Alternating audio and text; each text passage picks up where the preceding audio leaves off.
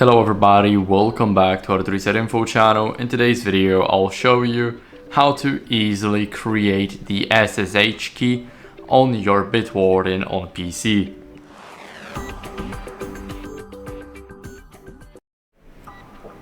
So first, what you guys want to do is click on the plus icon right here where my cursor is. Now, left click with your mouse and click on SSH key. As you guys can see, a new SSH key was generated. Now we just need to give it a name, for example, hello. Yeah, it basically doesn't matter. It's just the name that you will see in the Bitwarden. So here you guys can also add additional options such as notes. And you guys can enable master password reprompt. Whenever you try to open it, it will ask for your password to Bitwarden. And now, after you're done with it, just click save.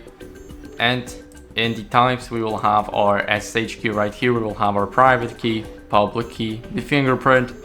And here we have the additional options and the item history. When was it created, last edited. And that's basically it. So I hope this video helped you. If it did, then leave a like, sub, and a comment. And I'll see you in the next one.